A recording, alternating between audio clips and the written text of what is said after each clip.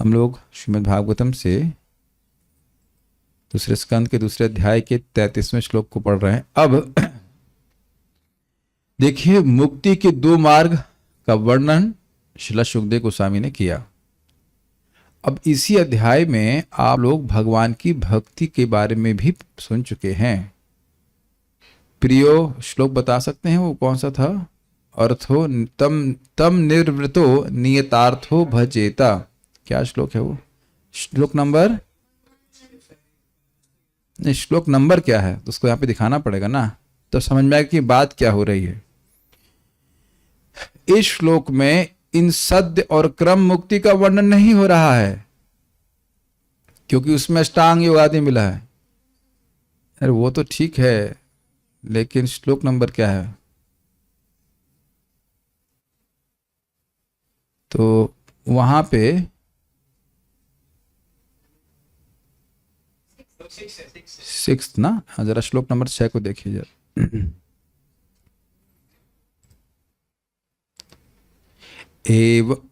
एवं स्वचित्ते स्वत एव सिद्धा आत्मा प्रियार्थो भगवान अनंतः तम निर्वृतो नियतार्थो भजेता संसार हेतु परमश्च यत्र।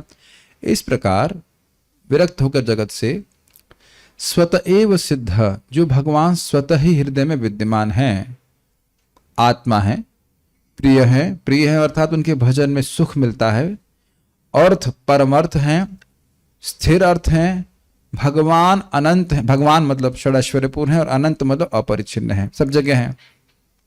तम निर्वृतो, तो उस व्यक्ति को, साधक को, निर्वृत बड़े आनंद से जगत से विरक्त होते हुए नियतार्थ हो, नियत अर्थ यह लक्ष्य लेते हुए कि भगवान का प्रेम ही मेरे जीवन का लक्ष्य है, या इतना तो भजन मैं रोज करूंगा ही, 3 टाइम तो प्रसाद लेना ही है, क्या बाकी तो इतना नियम तो करना ही पड़ेगा, इतना तो बेसिक नियम है। उसके बाद अगर समय मिले तो जाप कर लेंगे, और नहीं इतना जाप करना ही है, इतना पाठ करना ही है, ऐसे करके प्रसाद भी लेते हैं। भजेता, भजन करना चाहिए। और उसका लक्ष्य क्या है? नियत अर्थ मतलब उसका फिक्स्ड अर्थ क्या है? नियत फिक्स्ड कर दे, क्या अर्थ है? भगवत प्रेम। और अनुसंगिक फल क्या है? संसार हेतु उपरमश्च यत्र, जिस भक्ति योग के उत्पन्न होने से संसार का हेतु, संसार का कारण जो अविद्या है वह भी नष्ट हो जाती है। ये श्लोक बोला था। ये श्लोक शुद्ध भक्ति का वर्णन कर रहा है, और उसमें क्या करते हैं? भक्ति की क्रियाओं को करते हैं सीधे भगवान की प्रसन्नता के लिए, जिससे भक्ति उत्पन्न होती है। ये समझ में आएगा, ये बात बोली जा रही है।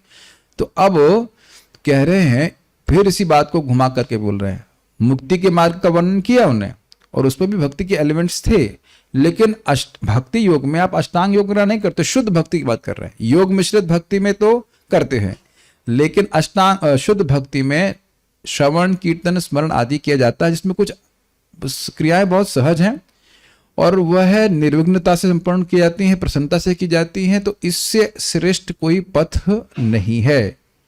इन दो मुक्ति के मार्गों का वर्णन नहीं किया जा रहा है। अब श्रील सुखदेव गोस्वामी शुद्ध भक्ति का वर्णन कर रहे हैं, जिसका बारे में प्रथम अध्याय में बोल चुके हैं। श्रवण, कीर्तन, स्मरण। Is that okay? ध्यान दीजिएगा, ये हम लोग गलती कर सकते हैं कि फ्लो में जाते जाते सोचने लग जाएं कि इन दो जो सद्य और क्रम मुक्ति के मार्गों का वर्णन हुआ है, इन्हीं को बोला जा रहा है, इनको नहीं बोल रहे हैं। ये कठिन है अगर देखें तो, सद्य भी और क्रम भी। वो अष्टांग योग लगाओ, पर प्राणवायु को ऊपर खींचो, ये सब बहुत कठिन है। तो उसके बारे में सुखदेव गोस्वामी नहीं बोल रहे हैं। जिस पंथ के बारे में बोल रहे हैं वह शुद्ध भक्ति का पथ है। Is that okay? और इसमें व्यक्ति क्या करता है? भक्ति की क्रियाओं को करता है भगवान की प्रसन्नता के लिए, जिसके द्वारा भक्ति योग उत्पन्न होता है। मेरे पीछे बोलिए। नाहि अतो नाहितोऽन्यः शिवः पन्था नाहितोऽन्यः शिवः पन्था विशतः संसृताविह विशतः संसृताविह वासुदेवे भगवती वासुदेवे भगवती भक्तियोगो यतो भवे भक्तियोगो यतो भवे नाहितोऽन्यः शिवः पन्था नाहितोऽन्यः शिवः पन्था विशतः संसृताविह विशतः संसृताविह वासुदेवे भगवती वासुदेवे भगवती भक्तियोगो यतो भवे भक्तियोगो यतो भवे नाहितोऽन्यः शिवः पन्था विशतः संसृताविह नाहितोऽन्यः शिवः पन्था विशतः संसृताविह वासुदेवे भगवती भक्तियोगो यतो भवे वासुदेवे भगवती भक्तियोगो यतो भवे नाहितोऽन्यः शिवः पन्था विशतः संसृताविह नाहितोऽन्यः शिवः पन्था विशतः संसृताविह वासुदेवे भगवती भक्तियोगो यतो भवे वासुदेवे भगवती भक्तियोगो यतो भवेत् नाहितोऽन्यः शिवः पन्था नाहितोऽन्यः शिवः पन्था विशतः संसृताविह विशतः संसृताविह वासुदेवे भगवती वासुदेवे भगवती भक्तियोगो यतो भवेत् भक्तियोगो यतो भवेत्। ओके,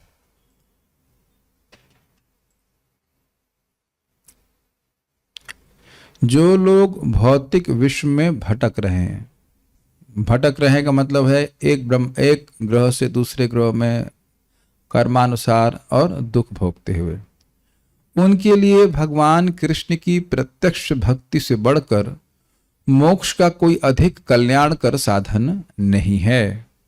तो देखिए भक्ति के बारे में बोला जा रहा है, यह इस जीवन में संसृतौ, भौतिक संसार में, संस्कृति मतलब बारंबार, संस्कृति इति संसार, जो बार बार होता रहे, चक्र के समान होता रहे, उसको संस्कृति कहा जाता है, संसार कहा जाता है। एक जन्म उसकी जन्म मरण परंपरा श्रृंखला एक के बाद एक इस प्रकार से विशतः भटकते हुए जीवों के लिए ये कर्म किया है तो अब ये जन्म लेगा, इस जन्म में फिर ये कर्म किया है तो अगला जन्म मिलेगा। और ये शायद सभी भक्तों को दिख ही रहा है कि भक्ति नहीं कर रहे हैं तो अगला जन्म तो हो ही रहा है और बहुत दूर नहीं है। मान लो 80 साल जिएंगे तो 80 साल 40 साल बीतने में कौन सा बहुत समय लग गया जो और 40 साल बीतने में समय लगेगा। तो ये तो दिख रहा है कि अगला जन्म, ये सब कितने लोगों को दिख रहा है कि अगला जन्म है, यहाँ पे दिख रहा है। ओके, कुछ कुछ दिख रहा है, मतलब हम स्वयं भी देख पा रहे हैं कि अब भगवत धाम जा रहे नहीं जाने वो तो भगवान जाने उसका तो पता नहीं, लेकिन इतना पक्का है कि अगला जन्म हो रहा है। Is it not? अच्छा, कितने लोगों को नहीं दिख रहा है? अरे नहीं प्रभु जी, हम सब आत्म साक्षात्कार नहीं, क्या बात कर रहे हैं आप? कोई ऐसा व्यक्ति है जो जिसको नहीं दिख रहा हो अगला जन्म कि वो होने वाला है, बहुत जल्दी होने वाला है। जिसको नहीं दिख रहा है वो इस जन्म की परेशानी में बहुत एब्जॉर्ब है, ये अर्थ है। सोच रहा है कि मैं इस जन्म में बड़ा सिक्योर हूं, सब लोग ने सब समझ रहे ना, पैसा है, बच्चे हैं प्यारे प्यारे, सब बचा लेंगे। जो व्यक्ति इस जगत की इस जीवन की सुख दुख में एब्जॉर्ब है वह भूल गया है कि उसका अगला जन्म भी है और उसकी तैयारी करना सबसे महत्वपूर्ण है। ये आप लोग देख रहे हैं कि ऐसे ही लोग जगत में घूम रहे हैं। We are will go forward, समझ में आ गई बात? ये दिख रहा है कि बस केवल इसी जन्म की समस्याओं को सॉल्व कर रहे हैं, जबकि जन्म ही समस्या है, ये मान रहे हैं, उस समस्या को सॉल्व नहीं करना चाहते। इट्स प्रीटी अमेजिंग कि प्राय सभी लोग इसी प्रकार से एब्जॉर्ब्ड हैं, अभिनिविष्ट हैं, और इस वो समझ नहीं पा रहे कि फिर एक भटकाव होगा फिर। और अद्भुत बात यह है, मान लो मैं कहूं कृष्ण आदमी माता जी मुझे क्षमा कर दीजिए, क्यों प्रभु जी, पिछले जन्म में मैं आपसे 5 करोड़ रुपए चोरी किया था, तो आपका उत्तर क्या होगा? ठीक है माफ कर देते, क्योंकि मुझे याद तो कुछ है नहीं। और उस जन्म में जब 5 करोड़ रुपए चुराए थे तब आप बहुत चिंतित थी कि नहीं? चिंतित थी कि चिंतित थे हमको नहीं पता, लेकिन ये व्यक्ति बहुत बड़ा दुश्मन है, हमसे पैसा लेके आया, हमसे पैसा चुरा लिया, इत्यादि इत्यादि, और इतने में फिर जन्म हो गया। प्रेम कृष्ण प्रभु, आप भी मुझे क्षमा कर दीजिए, आपकी पत्नी को भगा गया था मैं पीछे। आप कहेंगे प्रभु जी आप कुछ भी बोल देते हो, कहने का आशा ये कि मान लो कुछ भी और फिर देखो हमारे स्टूडेंट बन गए।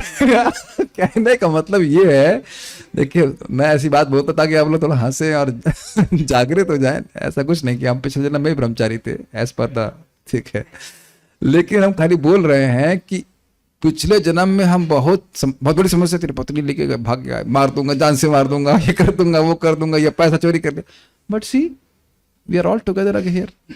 कितना आप लोग को पिछले जन्म में दुख दिया, फिर भी आप लोग मान रहे हैं कि नहीं आदमी अच्छा है। एनीवेज, तुम खाली हम बात ये कर रहे थे कि कितना समस्या में व्यक्ति व्यस्त है कि नहीं, और अब उसको बिल्कुल भूल जाता है और ये नहीं समझ रहा है कि समस्याओं का समाधान करना है, जो टेम्परेरी समाधान कर रहे हैं यही दोबारा समस्या का निर्माण कर रहे हैं। उनके लिए ऐसे कर्म कर रहे हैं, व्यक्ति को पता ही नहीं, इसकी वजह से उसको कर्म फल लग रहा है और अगली बार दोबारा जन्म लेना पड़ रहा है।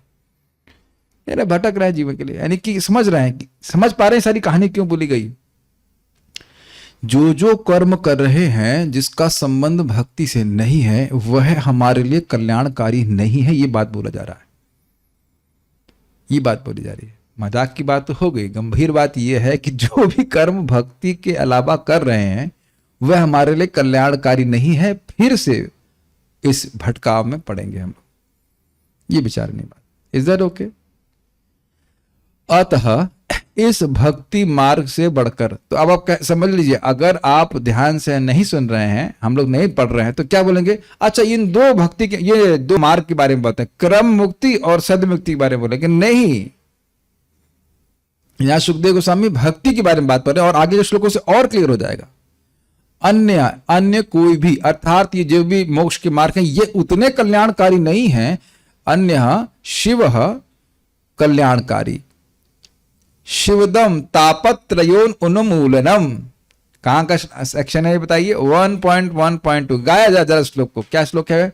धर्म प्रोजित कैटबोत्र परमो निर्मत्सराणाम सताम वेद्यम वास्तवमात्र वस्तु शिवदम तापत्रयोन्मूलनम।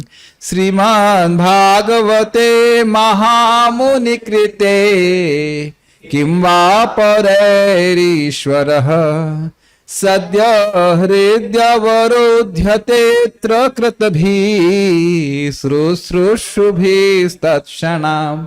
तो श्रीमद् भागवत है ये शिवदम, शिव देने वाली है। शिव का मतलब कल्याण देने वाली है, कल्याणकारी लिखा है ना यहाँ पे। उसका अर्थ क्या है? तो उसमें लिखा है कि भगवान का प्रेम से बना हुआ पार्षद बनकर व्यक्ति भगवान के पास चला जाएगा, ये शिवदम का अर्थ है। और एक अनुसंगिक रूप से जगत के दुख नष्ट हो जाएंगे, तीनों ताप नष्ट होने आएंगे। और पंथा मतलब साधन, यही पंथा शब्द आप इस अध्याय में सुन चुके हैं कि वेदों का ऐसा पंथ, ऐसी शैली ही है कि व्यक्ति को अपार्थ है, व्यर्थ की चीजों की तरफ डायरेक्ट करते हैं। समझ में आया? तो आप उसी तरह से अप्लाई कीजिए कि भक्ति का ये जो पथ है ऐसा कल्याणकारी है ही, ऐसा पथ है कि वह व्यक्ति को बहुत भगवान की तरफ लेके जाएगा, ये अर्थ में ले लीजिए। तो ही और ना मतलब निश्चित ही नहीं है, यानी कि इससे श्रेष्ठ कल्याणकारी चीज नहीं है। नाम जाप कर रहा है, भागवत सुन रहा है, प्रसाद खा रहा है, भगवान को प्रणाम कर रहा है, भगवत गीता के जो क्रक्स है मन मना भव मद भक्तो मद्याजी माम नमस्कुरु, भगवान की शुद्ध भक्ति कर रहा है, तो इससे अधिक कल्याणकारी कुछ भी नहीं। मैं इस पे एक और चीज कहना चाहूंगा कि देखिए, मान लो आप किसी एस्ट्रोलॉजर को कंसल्ट करते हैं तो कह रहा है कि इस दुख के लिए आप ये कर लीजिए, उस दुख के लिए आप ये कर लीजिए, मतलब अपना कल्याण करने के लिए ये कर लीजिए। वो कभी नहीं बोलेगा कि आप भगवान विष्णु की भक्ति कर लीजिए, इतना रेंज में नहीं है उसकी, बुद्धि जड़ है। इसलिए श्रीमद् भागवतम से हमने सुनना है कि हमारा भविष्य कैसे सुधरेगा, कल्याण कैसे होगा, भगवान की भक्ति करने से। यतः जिन भक्ति के कार्यों से भगवती वासुदेव भगवान कृष्ण में भक्ति योग भवेत, प्रत्यक्ष भक्ति उत्पन्न हो सके।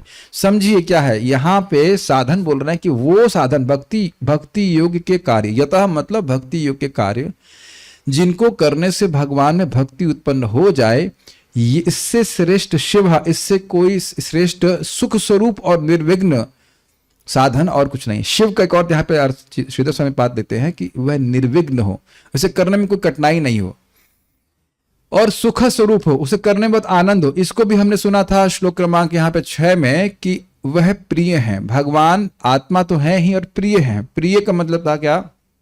प्रिय व्यक्ति की सेवा करने में सुख मिलता है। जो अप्रिय है उसकी सेवा करने में सुख नहीं मिलता। आप लोग अपने बॉस से प्रेम नहीं करते, वो प्रेम नहीं, ना वो आपसे करते ना आप उनसे करते हैं, लेकिन बच्चों से प्रेम करते तो उनकी सेवा करने में सुख मिलता है ना? तो भगवान सबसे प्रिय जीव को हैं।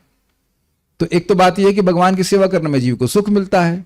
और निर्विघ्न क्यों है भाई? स्वतः एव सिद्धा, वो already pre installed.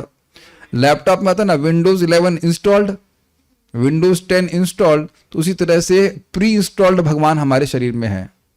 Pre installed मतलब पहले से भगवान सेट कर दिए जाते हैं। किसने किए हैं? स्वतः एव, खुद ही आके बैठे हुए हैं हृदय में। भगवान को इंस्टॉलेशन सेरेमनी नहीं लगा करनी पड़ती। हम सभी के मंदिर हैं, तो मंदिर खोलिए, तो कब मंदिर तो खुल गए। कितने लोग यहाँ पे? 35 मंदिर इधर है मोटा मोटी, और इधर कितने मंदिर हैं? 75 मंदिर, 74 कि मैं भी उसमें हूँ, तो 74, हाँ तो मैं भी तो हूँ, हाँ 75 मंदिर हमने खुलवाए हुए हैं और पूजा चल रही है। वांग मात्रे न पूजितम न तो बाह्य पूजा आदि अपेक्षकम, नाम उच्चारण करने मात्र से पूजा हो जाती है। और एक और भगवान का नाम है वैश्वानर, उनकी आहुति हो जाती है, प्रसाद खिला करके हो गए संतुष्ट। अगरबत्ती भगवान को बाहर अर्पित करते हुए सूंघ लेते हैं हृदय में, भगवान अगरबत्ती को अर्पित करती। तो समझ में आ रहा? यज्ञ पुरुष तो अंदर ही बैठे हुए हैं। तो ये बात है। तो इसलिए निर्विघ्न मतलब कोई विघ्न नहीं है भगवान की पूजन करने में। विघ्न कैसे आ सकते हैं? पढ़े लिखे नहीं है भाई। तो क्या हरे कृष्ण मंत्र बोलने में पढ़ा लिखा होने की जरूरत है? अन्य चीजों में योग्यताओं की जरूरत है? अच्छा, प्रसाद खाने की क्षमता तो सभी के पास है। किस व्यक्ति के पास प्रसाद खाने की क्षमता यहाँ पे नहीं है? ओके, तो ये तो कोई दिक्कत नहीं है। और प्रणाम करने में अभी जिसको साइटिका वाइटिका नहीं हुआ है तो वह भी प्रणाम कर ही लेता है, और वो भी ना कर पाए तो मन में भी करेगा, तो मन में भी भगवान स्वीकार कर लेते हैं। तो कोई भगवान की भक्ति करने में, भक्ति के कार्यों करने में कोई विघ्नता है? कोई विघ्नता नहीं। और पता कारण क्या है? कारण यह है कि जो आप स्वाभाविक रूप से जगत में करते हो वही भगवान के लिए करना है। भाई जैसे आप लोग स्वाभाविक रूप से गुदा में आप गुदा को संकुचित करके प्राणवायु को टोची उठाते ही होंगे, है कि नहीं? नहीं, मूलाधार चक्र से ऊपर मणिपुर चक्र और करके ऐसे चक्र कौन से, ये भी याद नहीं आ रहा मेरे को। तो ये सब तो आप लोग के लिए आसानी होगा। रामकृष्ण प्रभु उसका तो अभ्यास चल रहा होगा। नहीं पांडे जी ताने शुरू करते हैं। ठीक है, तो आप समझ गए कि ये साधन विघ्न से भरे हुए हैं। ये हमारे लिए सहज नहीं है, लेकिन लोग जगत में बोल रहे हैं कि नहीं बोल रहे हैं? माताओं आप लोग तो बोलने में एक्सपर्ट है, तो माता जी लोग तो बोलने के लिए कुछ चाहिए, कुछ बात उनको बोलने के लिए चाहिए, और प्रभु जी लोग भी बोलते ही हैं, इज इट नॉट? तो बोलना में क्या कठिनाई है? कोई कठिनाई नहीं है। और सुनते भी हैं, तो श्रवण कीर्तन और स्मरण तो करते ही रहते हैं। तो 3 चीजें तो सहज क्रियाएं जो चल ही रही हैं, और वो तीनों चीजें भक्ति की सर्वश्रेष्ठ साधन है। श्रवण कीर्तन स्मरण, भागवत विधि, इज इट ओके? कुछ नहीं कर पा रहे हैं भक्ति में, तो श्रवण कीर्तन और कुछ ना भी कर पाए, श्रवण कीर्तन स्मरण तो सबसे अच्छी भक्ति और तुरंत चित्त का निर्माण करने वाली, तुरंत चित्त पर भाव देने वाली है। Do you agree? आप देख रहे हैं जो मैं बोल रहा हूं, अगर आप सुन रहे हैं तो उस पर चित्त का प्रभाव आता है। कभी आप लोग हंसते हैं, कभी कहते हैं ये क्या बोल दिया एकदम से, यार कुछ ना कुछ रिएक्शन आ रहा है, वो तुरंत आ रहा है। आप अगर अगरबत्ती ऑफर करते हैं भगवान को तो तुरंत उसका प्रभाव आपके चित्त पे आपको दिखाई नहीं पड़ता है। Do you agree with that? Even प्रसाद भी आपको अच्छा लगता है, वो लगता है, लेकिन आप वो आगे क्या आपका चित्त पे प्रभाव देगा तुरंत अनुभव नहीं कर पाता व्यक्ति, अगर बहुत शुद्ध नहीं हो तो। लेकिन महामंत्र या जप या कथा, ये तो तुरंत आपको प्रभाव दिखाने वाली है। एक ये नहीं बोला कि प्रसाद मत खाओ, लेकिन एक अंतर दिखाया जा रहा है। अभी मैं किसी को मान लो डांट दूं तो एकदम से तन्ना जाएगा, नहीं क्या बोल दिया, अच्छी क्लास में बोल रहे, क्या क्या बात कर रहे हैं, फालतू बात कर दी, है कि नहीं? इमीडिएट रिएक्शन फायदा होता है, इमीडिएट रिएक्शन होता है चित्त के ऊपर। तो ये तो फ्री की चीज है, ये कर नहीं रहे दुनिया में, तो क्या कठिनाई बताइए? अभी तक मैंने क्लास में एक्सप्लेन नहीं किया है कि प्राणवायु को कैसे ऊपर उठाया जाए। क्यों नहीं किया है? नहीं, क्योंकि मुझे पता नहीं है। सीधी बात है, मुझे भी नहीं पता, जरूरत भी नहीं है, पता भी नहीं है। लेकिन हम श्रवण कीर्तन तो कर ही रहे हैं ना, इज दैट ओके? कि क्यों शिव है, शिव का अर्थ लिया गया है निर्विघ्न, और सुख स्वरूप कीर्तन हो रहा है तो सुख मिलता है, अच्छा लगता है। Is that okay? और बाकी जगत में थोड़ा पूजा वूजा तो करते ही हैं लोग, और क्या था हम लोग, क्या था, श्रवण कीर्तन स्मरण वंदन पाद सेवन, वो सब भी है, लेकिन वो फिर भी मान लीजिए कि कुछ उसमें मेहनत है, भाई नहाना पड़ेगा, ये सब करना पड़ेगा। अब श्रवण कीर्तन स्मरण में तो नहाने का भी अपेक्षा नहीं है। अरे भाई सुबह उठते ही जो हमारे मुख से लार वार लगी रहती है मुंह में, फिर भी कुछ स्मरण कर रहे हैं कि नहीं? What do you think? सुंदर लगते हैं ना उसमें बहुत हम लोग, तो उसमें भी कुछ स्मरण चल रहा है कि नहीं? उठते या कुछ बोलते भी होंगे, कृष्ण गोविंद, आप लोग भक्त कृष्ण गोविंद कुछ भी बोलते होंगे, कोई भी उठते ही कुछ कुछ बोलना शुरू करते हैं ना। कुछ लोग तो उठते ही चीखे कोसने लगते हैं पर पत्नी को, बच्चों को, क्या है चाय नहीं लाए, we are just speaking, is it not? हम गलत बोल रहे हैं, ऐसा देखा जाता है, दृष्ट है। उठते ही उनका जन्म ही कोसने के लिए हुआ है, उठे और कोसना शुरू कर दिया, यानी कीर्तन करना शुरू कर दिया है ना। है तो गलत नहीं बोल रहे ना, देखा है, दृष्ट है ना। तो ऐसा तो नहीं कहेंगे भाई, पत्नी कह रहे भाई नहा तो लीजिए उसके बाद कोसिएगा। नहीं, कोसने में कुछ नहीं, चालू हो जाते हैं। तो उसी प्रकार से मैं खाली बोल रहा हूं कि श्रवण कीर्तन के लिए आपको इसको नहा के ही करना, ऐसा कोई जरूरत नहीं है। अब इससे आसान क्या कर दिया जाके बताइए? इससे आसान नहीं किया जा सकता। और अमेजिंग बात है, श्रुतिगत जो व्यक्ति भगवान के बारे में श्रवण कर रहा है, तो जो भगवान अजित है, जिनको कोई नहीं जीत सकता, वह उस भक्त के द्वारा जीत ले जाते हैं। So powerful. हम लोग कभी कभी इसको हल्के में लेते हैं। ठीक है, तो ये समझ लीजिए कि क्या है श्लोक का अंडरस्टैंडिंग। न ही अतः अन्य शिवः पंथा, इससे श्रेष्ठ और कोई पंथ मार्ग नहीं है जो निर्विघ्न और सुख स्वरूप हो। शिव मतलब सुख स्वरूप और निर्विघ्न हो, कल्याणकारी। किन के लिए? विश्वतः संस्कृताव इह, इस जगत में संस्कृति में जो भटक रहे हैं। क्या? वासुदेवे भगवती भक्ति योग, भगवान वासुदेव में भक्ति योग यतो भवेत, जिनसे भगवान वासुदेव में भक्ति हो जाए। अब जरा हम आपसे बहुत सिंपल प्रश्न कर रहे हैं, क्या जाप करने से भगवान में भक्ति होती है? होती है, एकदम क्लियर है। तो इससे श्रेष्ठ कल्याणकारी कोई कार्य नहीं है। श्रीमद् भागवतम का श्रवण करने से क्या भगवान में भक्ति उत्पन्न होती है? बिल्कुल होती है। जब हम ज़ॉम्बी लेवल पे थे, क्या हो रहा है, ऐसे एकदम रोबोट की तरह सुन रहे थे, क्या हो रहा है ये भागवत, अच्छा ठीक है। जहां भागवत, एक समय ऐसे बताया कुछ लोगों को भागवत गीता बोलते हैं, उनको भगवत गीता और भागवत में अंतर पता नहीं। हमारी दीदी हमसे बोलती है भागवत गीता, हमने कहा भागवत गीता नहीं, भागवत अलग, भगवत गीता अलग। उसमें बेचारी को ही पता नहीं कि अंतर क्या था। वैसे तो कोई अंतर नहीं, सही बोल रही है, लेकिन दिव्य है। लेकिन उनको ये भी पता नहीं कि भागवत क्या है। सन 2002 तक हमने भागवत का नाम भी नहीं सुना था। भगवत गीता सुना रखा था, लेकिन भागवत का नाम नहीं सुन रखा था। तो ऐसे भी लोग हैं कि पता ही नहीं कि भागवत क्या होती है। मैं क्यों बात बोलने लग गया, कहां से ये बात है? हाँ, भागवत सुनने से भक्ति होती है। ये हम खाली बोले थे कि एकदम ज़ॉम्बी लेवल पे भी सुन रहा, तो कुछ नहीं पता है कि क्या बात हो रही है, फिर भी सुनने लग गया किसी तरह से, तो उसकी भक्ति उत्पन्न होने लग जाती है। ठीक है, भगवान के अर्चे विग्रह की सेवा करने से भक्ति उत्पन्न होती है। बिल्कुल, आपको याद है प्रभुपाद समझाए थे कि आप कपड़ा बना रहे हैं, भगवान को कपड़ा पहना रहे हैं, सेवा कर रहे हैं, तो ये सब दिव्य कार्य है। और भक्तों का संग करने से भक्ति उत्पन्न होती है, वो तो उसके बिना हो ही नहीं सकती है। अच्छा लगे बुरा लगे जो भी है, लेकिन यही तरीका है। और धाम का संग तो है ही, धाम का संपर्क हो, तुलसी जी की सेवा करने से भक्ति होती। तो अब आप लोग इस श्लोक के द्वारा हम लोग विवेक का निर्माण करेंगे। क्या विवेक?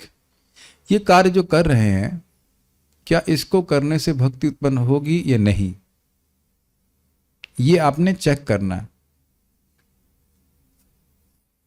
कब करना है? 24 आवर्स एटलीस्ट, जब तक जागृत है तब तक। That will be very nice. मैं फिर समझाऊंगा जो आज सुबह समझा रहा था। हम लोग जाप कर रहे हैं और अभी हमने सुना भी कि हरे कृष्ण मंत्र सारी भौतिक इच्छाओं को नष्ट करने वाला है। तो क्यों भौतिक इच्छा बन जाती हैं, बताइए क्या बताया था? क्योंकि भौतिक शब्द सुनकर के फिर नई भौतिक इच्छा आने लग जाती है। तो आप समझिए कि कोई कार्य कर रहे हैं, क्या इसको करने से भक्ति बढ़ेगी? ये तो आप ये नहीं कह सकते कि आप इतने बुद्धू हो कि पता ही नहीं है। अब तो ऐसी स्थिति नहीं आप कह सकते कि आपको हमको पता नहीं कि इस कार्य करने से भक्ति बढ़ेगी कि नहीं बढ़ेगी। Is that okay? नहीं बढ़ेगी तो नहीं करना है। अब कहेंगे जॉब आप छोड़ दें, नहीं, जॉब करिए, लेकिन जॉब से भक्ति नहीं बढ़ती है। तो उसमें उपादेय बुद्धि नहीं होनी चाहिए कि ये बहुत अच्छी चीज है, ठीक है, शरीर निर्वाह करने के लिए जो भी आपको करना है वो करिए, लेकिन जो मुख्य कल्याणकारी चीज है उसके क्या कह सकते हैं, उसका प्राइस दे करके नहीं करना है। Does that make sense?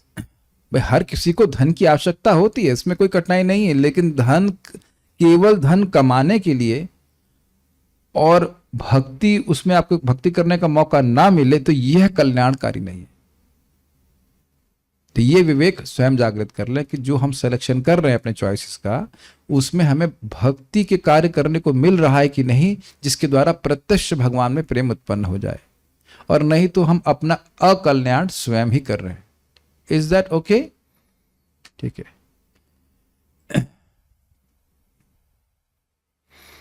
ये आप लोगों को लग रहा होगा, लेकिन ये ही श्रीमद् भागवतम में चतुश्लोकी भागवत में एक श्लोक का विषय है। कैसे हम भक्ति में प्रगति करें, अन्वय, और वह मतलब उन कार्यों को करें, और वह कार्य जो हमारे भक्ति के लिए बाधा हैं उनको उनसे दूर रहें। यही शरणागति का विलक्षण। अनुकूल संकल्पम प्रतिकूल से वर्जनम। ये आसान लगता है सुनना, से अप्लाई करना बहुत कठिन होता है। क्यों कठिन हो सकता है बता सकते हैं? जय वृंदा माता जी, आप बताइए इसे करना कभी कभी कठिन क्यों होता है? अगर आप नहीं बता पाएंगे तो रामकृष्ण प्रभु बताएंगे। प्रिंसिपल बहुत आसान है, जो भक्ति के लिए अनुकूल है उसे स्वीकार कर लेना, और जो प्रतिकूल है उसको नहीं स्वीकार करना। आप इस पे क्या मत है? क्योंकि हमारा मन इतना चंचल है और ओके, कुछ हमारी आसक्ति हमको अच्छी लगती है तो करना।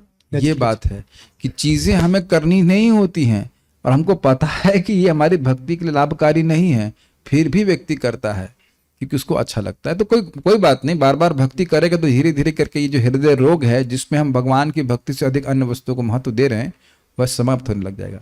बिकॉज अल्टीमेटली जितनी समय भक्ति कर रहे हैं वह तो कल्याण करेगा ना, उसका संस्कार तो प्लस है ना, हमेशा के लिए रहेगा, और वो सारी इच्छाओं को धीरे धीरे करके समाप्त कर देगा। इसलिए भक्ति करना रोकना नहीं चाहिए। Slowly slowly those things will give up. जैसे भक्त, मैंने कई बार एग्जाम्पल दिया, एक भक्त बोले कि हमसे चाय कैसे छूटेगी हमको समझ में नहीं आ रहा है। हमने कहा जब छूट जाएगी तो समझ में नहीं आएगी छूटा कि छूटी कब। क्या यहाँ पे कोई ऐसा व्यक्ति था तो चाय के प्रति आसक्त था? 1 2 अच्छा 3, तो कब छूट गई आप लोग को मालूम चला? डेट पहली क्लास से छूट गया। Wow, that's very good.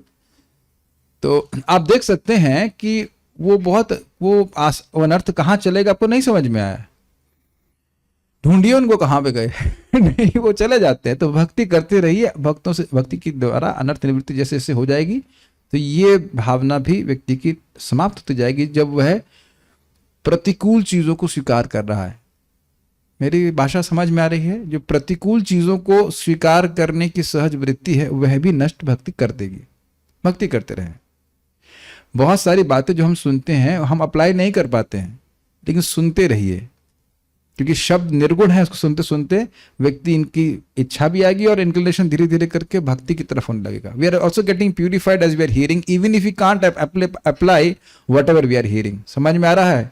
जो हम सब सुनते हैं वो सब अप्लाई नहीं कर पाते हैं। जैसे आज सुन रहे हैं, ऐसे नहीं कि हाँ अब हम सुन लिया भक्ति, बस बस बस भक्ति ही करेंगे और उसके अलावा और कुछ नहीं करेंगे, कल्याण तक किया तो हमने त्यागी दिया है और बस ये वो है ना। लेकिन भक्ति करने से भक्ति बढ़ रही है और भक्ति बढ़ती जाती है तो व्यक्ति जगत से विरक्त होता चला जाता है। इसलिए विरक्त होकर के भक्ति ही करना है ऐसा नहीं। भक्ति मानने के लिए कभी बस खाली एक ही चीज है कि आपको सुनना अच्छा लगना चाहिए। You should have taste for hearing and as we get purified अपने आप हम भक्ति को स्वीकार करने की बात करेंगे। यह भी आप लोग जीवन में देखते हैं कि रिफ्लेक्ट करें तो कहेंगे हमने किए तो सारे कार्य लेकिन उसे मिला क्या हमको? ये शायद सभी को विवेक जागृत होने लग गया होगा, और भक्ति करता हूं तो कितना अच्छा लगता है ये भी दिखने लग गया होगा। तो धीरे धीरे करके व्यक्ति कन्विंस होता है। श्रीधरी, इस संसार चक्र में संसरण करने वाले पुरुषों के लिए तपस्या, योग इत्यादि अनेक मोक्ष के मार्ग हैं, किंतु उन सबों में ये भक्ति मार्ग ही समीचीन है। तो ये का मतलब क्या था? ये मतलब ये नहीं जो भी दो वर्णित हुए, ये मतलब जो पहले वर्णित कर चुके हैं, श्लोकमान 6 में वर्णित कर चुके हैं, और उससे पहले प्रथम अध्याय में भी वर्णित कर चुके हैं। श्रोतव्यः कीर्तितव्यश्च ध्येय पूजश्च नित्यता। और एक और 2.1.11,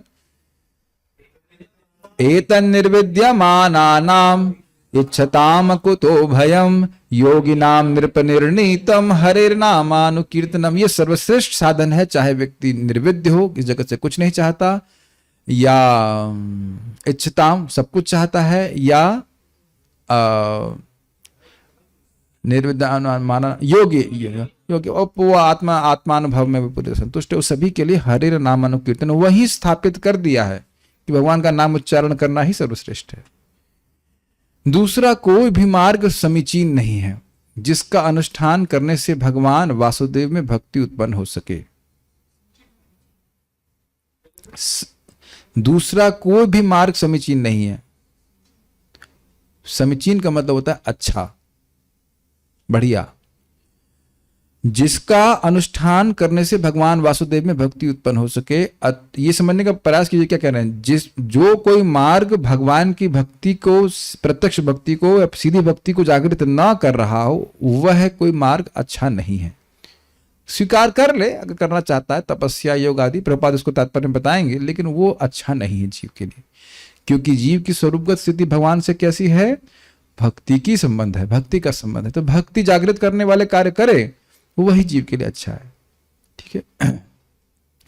जीव का स्वरूप, जीवेर स्वरूप होए कृष्णेर नित्य दास, तो कृष्ण का नित्य दास ही स्वरूप है, वो है ऐसा। अब जीव स्वरूपतः तपस्वी नहीं है, योगी नहीं है, ज्ञानी नहीं है, कर्म योगी सब कुछ नहीं है, भक्ति योगी, भक्ति है। तो जो है उसी को होना है। तो आसान हुआ कि नहीं? ये भी बात सोचने वाली है। जब हम हैं ही, तो जो है ही उसको होने में कोई कठिनाई नहीं है। जो नहीं है उसमें दिक्कत हो सकती है कि मिले या ना मिले।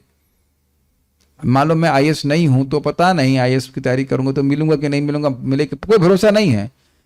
लेकिन हम भगवान के सेवक हैं ही, पहले से ही हैं, खाली बस स्वीकार करके भगवान की सेवा करना शुरू करना है।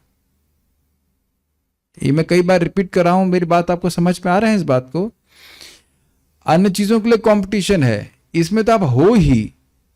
अरे इस शरीर में मुझे पुरुष होने के लिए कुछ करना नहीं पड़ता है, और माता जी लोगों को माता जी होने के लिए कुछ करना नहीं पड़ता है। क्यों? क्योंकि हैं ही। मान लो कोई बुद्धू हो तो उसे बुद्धू होने के लिए क्या करना पड़ता है ही तो स्वतः सिद्ध है, स्वतः एवं सिद्ध। और कोई बुद्धिमान, उसे करने के लिए, अपने बुद्धिमान होने के लिए क्या करना पड़ता है? अपने आप ही है, अपने आप ही आ जाता है वो। लेकिन ये मैं एग्जाम्पल दे रहा हूं, जो हो तो वो हो, बस वो खाली हम लोग जो प्रयास करके न होने का प्रयास कर रहे हैं, वो दिक्कत है। मेरी भाषा समझ में आ गई? है भगवान के सेवक, लेकिन कन्विंस कर रहे हैं कि ना, भगवान भी कन्विंस कर रहे हैं, बेटा तुम मेरे ही हो। नहीं, मैं उसका हूं, मैं उसका हूं या उसकी हूं या देश का हूं, यहां हूं, ये प्रयास कर रहे हैं। लेकिन भगवान ने बोल दिया कि माम एवं, बेटा तुम मेरे ही हो। पूछ लो पुराणों से वेद की वाणी से और संतों की वाणी से, तुम मेरे हो, मेरे ही हो और कोई किसी नहीं हो। कुछ याद तो नहीं आ रहा आप लोग को? ठीक है। अच्छा, कहने का अर्थ यह है कि कृष्ण एक रहे। समझ रहे हैं मेरी बात? मैं खाली, याद आ रहा आपको? मामे वंशो जीवलोक के जीव भूत ना, याद नहीं आ रहा था आपको? कुछ और याद आ रहा था क्या?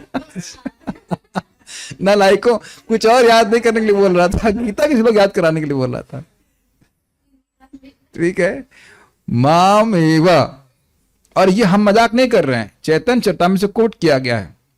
श्लोक बड़ा सुंदर है कि श्लोक भूल अर्थ उसका है कि श्रुति रूप मां कह रही है कि कृष्ण भगवान है, पुराण रूप बड़े भैया भी कह रहे हैं कि कृष्ण भगवान है, और एक और था, कुछ बोलते हैं कि ये भी कह रहे हैं, तो हम मान लेते हैं कि कृष्ण भगवान है। सेम बात, मजाक कर रहे थे, लेकिन बात श्लोक का है। श्लोक कहाँ से था? चतुर्चरितामृत में। तो ये स्पष्ट ज्ञान दिया जा रहा है कि कृष्ण ही हमारे माता है, कृष्ण ही हमारे पिता है। वो तो फिर क्या दिक्कत है? बस दिक्कत है कि हम स्वीकार कर लें, उनकी सेवा करना शुरू करें। Is it okay? तो कोई कठिनाई नहीं है।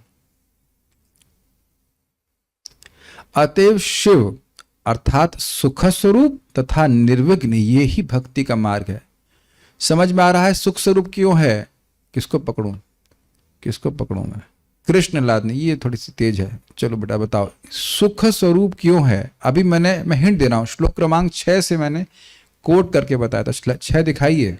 नहीं याद है मुझे। हाँ बताइए। भगवान अनंत है और भक्तों के प्रिय हैं। प्रिय है, मेन बात है प्रिय है, क्योंकि प्रिय व्यक्ति की सेवा करने में सुख मिलता है। और दूसरा बात यहाँ पे बोल रहे हैं निर्विघ्न है। निर्विघ्न क्यों है? क्या विघ्न आ सकते हैं किसी की सेवा करने में? खुश ना हो उससे। एक हो सकता है खुश ना हो, तो ऐसा तो नहीं, भगवान तो खैर। देखिए बहुत सारे अर्थ है। श्लोक क्रमांक 6 के हिसाब से देखिए, कोई व्यक्ति अगर अनंत है तो सेवा आसान है कि नहीं? उसकी आसान है भाई। अगर मान लो किसी को आपको लड्डू खिलाने, लड्डू तो हमने बना लिया, वो दूर है तो कैसे भेजेंगे? तो पैकेज करेंगे, ये करेंगे, वो करेंगे। तो भगवान तो हर जगह उपलब्ध है। आप राधा श्याम सुंदर को भोग लगाती ही होंगी, अगर खुद बनाती होंगी, कभी कभी नहीं लगाते हैं, तो कोई कठिनाई आ रही है आपको? Is it okay? Hare Krishna, भगवान आ गए ना जीप के ऊपर, क्या कठिनाई बताइए? भगवान तो हर जगह है, तो वो कठिनाई हाँ हर जगह हो सकता है, लेकिन बताओ कल ना हुआ तो? जैसे ये रेडियो का ब्रॉडकास्ट मान लो कोई हो रहा है, तो सब जगह है कि नहीं? लेकिन कल तो वो गाना नहीं गाया जाएगा। तो देश परिचिन नहीं है, लेकिन काल परिचिन हो गया कि नहीं? कल नहीं है तो उस गाने का संपर्क कैसे करेंगे आप? मेरी बात समझ पा रहे हैं? ये तो कहते नहीं भगवान तो हर समय भी है, तो वो भी कोई कठिनाई नहीं है। और बाकी जो आपने कहा कि वो प्रिय हैं, आत्मा है, तो इसलिए उनकी सेवा करने में कोई कठिनाई नहीं। यद्यपि भगवान बहुत बड़े हैं, लेकिन हमसे हमारी छोटी सी सेवा से ही संतुष्ट हो जाते हैं। भृत्यस्य, वो श्लोक भूल रहा हूं मैं, भृत्यस्य अपराध न गुरु न अपराधान। भगवान अपने भक्त की सिंसियर सेवक प्रभुपाद कहते हैं, उसके बहुत बड़े अपराध को भी कुछ नहीं मानते। और सेवा मनागपि तथा बहुधा पिपैति, वो थोड़ी सी सेवा करता है उसको बहुत मानते हैं। और भृत्य की तो बात छोड़िए, अजामिल जैसा व्यक्ति, अजामिलो अपी, जो नारायण अपने बेटे का नाम बोल रहा था, उसको भी अपना मान रहे हैं। नाम जपे और तुझे ना जाने, फिर भी तुमको अपना माने, तेरी दया का अंत नहीं है, हे दुखनाशी रे धन सिंधु घनश्याम। Very simple. अब इससे आसान क्या कहा जाए? जो नाम बोल रहा है, भगवान को बिल्कुल नहीं जान रहा, उसको भी भगवान अपना मान रहे हैं। और अपना मान करके, जान करके कृष्ण हमारे स्वामी है, और नाम बोले तो फिर तो कहना ही क्या। तो समझ में आ कि निर्विघ्न, यानी कि देखिए, अगर कोई व्यक्ति भक्ति करना चाहता है और कहे कि हम नहीं कर पा रहे हैं, तो वो उसकी खुद की ही प्रॉब्लम है, बाकी कोई भक्ति करने में कठिनाई नहीं है। किसी न किसी रूप में कनेक्ट हो। और एक और बात ध्यान रखिए, भक्ति के अन्य अन्य स्वरूप हैं, एक भी संपर्क दे रहा है तो वो परम कल्याणकारी है। सुन रहे हैं तो परम कल्याणकारी है, बोल रहे हैं, स्मरण कर रहे हैं, पूजन कर रहे हैं, किसी ना किसी रूप में सेवा कर रहे हैं भगवान की, तो वह परम कल्याणकारी। यह भी समझना होगा, क्योंकि कभी कभी भक्तों के मन में आ जाता है कि हम ये सेवा कर रहे हैं तो वो सेवा तो नहीं कर पा रहे हैं। तो स्वाभाविक सी बात है कि अब एक सेवा कर रहे हैं तो दूसरी सेवा छूटेगी। लेकिन ये ध्यान रखिएगा कि सारी सेवाओं का आधार है श्रवण। अगर हम श्रवण नहीं करेंगे तो फिर कठिनाई आ जाएगी। जो चीज परम कल्याणकारी है उसको कोई वैल्यू नहीं देंगे, क्योंकि वो दिखता नहीं शुरुआत में। स्पेशली एक बात और बड़ी इंटरेस्टिंग बताना चाहूंगा, भगवान ने हमको आंखें दी हैं। क्यों दी हैं? ताकि हमारी ममता हो जाए। और भगवान ने हमारे को कान दिए हैं, वो काय के लिए दिए हैं? सुनने के लिए, तो मुझे बताइए। कान खाने के लिए इतना दिए? कान से सुनने के द्वारा हम अपने भविष्य को देखने लगते हैं। मान लो कोई एस्ट्रोलॉजर बोलता अगले जन्म में, या अगले जन्म छोड़ दीजिए, जब तुम 50 साल के होगे तो तुमको धन मिलेगा, तो सुनते ही आपको धन दिखने लगता है कि नहीं, हाँ मिलेगा मिलेगा मिलेगा, ऐसा करके, है कि नहीं? तो बारंबार जब हम भगवान की महिमा सुनते हैं तो भविष्य दिखता है कि हाँ हम भी एक दिन गोलोक में कहीं घास तो बनी जाएंगे, मेढक का चांस, मेढक की तो ओपनिंग है खुली, मेढक तो बनी जाएंगे, whatever, by hearing we can see our future.